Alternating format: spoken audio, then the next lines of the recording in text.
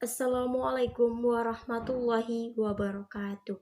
Baik, perkenalkan nama saya Ayu Indira. Saya dari mahasiswi program studi pendidikan sejarah Fakultas Keguruan dan Ilmu Pendidikan Universitas Riau. Baik, terima kasih kepada dosen pengampu mata kuliah historiografi, yaitu Bapak Pikir Setri Pernantah MPD. Baik, di sini saya akan menjelaskan 10 karya penulisan sejarah yang fenomenal yang ada di Indonesia. Pertama, yaitu karya dari Taufik Abdullah yang menjelaskan bahwa pendekatan yang sama dalam penulisan sejarah Islam Indonesia. Ia menulis sejarah Islam dalam lingkup sejarah nasional. Dalam bukunya Sejarah Umat Islam Indonesia, Taufik Abdullah membahas tentang perjuangan umat Islam yang ada di Indonesia, yang semula berada dalam konteks politik yang bersifat fragmentaris untuk membentuk situasi yang integratif, baik itu dari bangsa maupun negara Indonesia. Nah, yang kedua itu ada karya dari Sartono Kartidirjo yang menjelaskan bahwa pendekatan Islam Indonesia sebagai bagian dari sejarah nasional Indonesia yang diidentikan oleh Sartono Kartidirjo ini sebagai kumpulan sejarah-sejarah lokal. Nah, yang ketiga itu ada karya dari Kunto Wijoyo yang menjelaskan bahwa secara kualitatif menurut Kunto Wijoyo terlihat dari penggunaan metodologi sejarah yang semakin kompleks yang melibatkan cukup banyak ilmu bantu khususnya pada ilmu-ilmu humaniora. Nah, yang keempat itu ada karya dari menurut Azmuyardi Azra yang menjelaskan bahwa secara kuantitatif munculnya karya-karya sejarah baik itu yang ditulis oleh para sejarawan Indonesia maupun para sejarawan asing. Karya-karya ini dapat dikategorikan sebagai sejarah lokal maupun Nusantara dan global. Karya-karya dari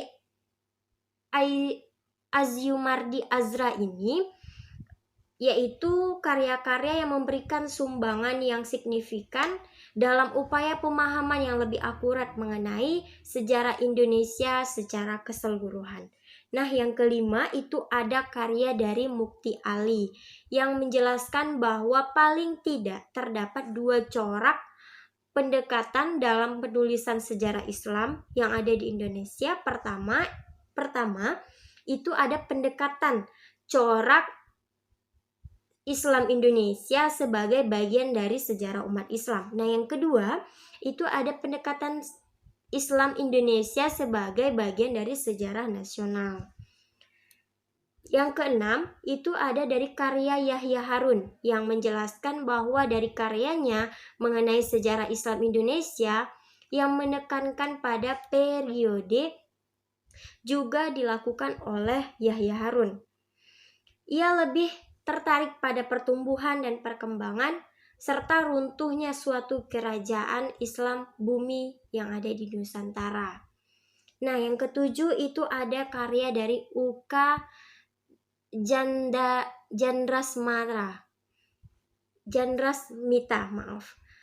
Di sini beliau menjelaskan bahwa dari pendekatan sejarah Islam sebagai bagian sejarah nasional Indonesia yang diperkenalkan oleh Uka Jandrasmita ini adalah seorang arkeologi dengan keahliannya yaitu mengenai khususnya peninggalan-peninggalan Islam yang ada di Indonesia. Nah, yang kedelapan itu ada karya dari Buya Hamka yang menjelaskan bahwa ada beberapa nama sejarawan informal yang telah menghasilkan suatu karya-karya yang monumental, yaitu Buya Hamka ini. Ia adalah seorang otodidak dalam berbagai bidang ilmu pengetahuan maupun baik itu filsafat, sastra, sejarah, sosiologi maupun politik baik Islam di Indonesia maupun di Barat. Karya dari Buya Hamka ini yaitu memberikan banyak kontribusi kepada aspek-aspek tertentu pengetahuan tentang sejarah manusia dan bangsa. Nah, yang kesembilan itu ada karya dari Ibrahim Alfian yang menjelaskan bahwa siapa saja penulis dari akademik ilmu sejarah. Menurutnya, rekonstruksi masa lampau tidak hanya dilakukan oleh para sejarawan akademik saja, tetapi bisa juga secara pribadi. Seperti itu. Dari karya Ibrahim Alfian ini didukung oleh Kuntowijoyo. Karya-karya dari Kuntowijoyo juga sangat berdekatan oleh Ibrahim Alfian ini. Nah, yang terakhir itu ada karya dari Denny Lombard yang menjelaskan bahwa salah satu karya sejarah yang menempatkan sejarah pada kerangka global adalah karya dari Dennis Lombard yang bukunya itu berjudul Nusa Jawa. Terdapat 3 jilid yang diterbitkan pada tahun 1990. Sekian dari saya. Wassalamualaikum warahmatullahi wabarakatuh.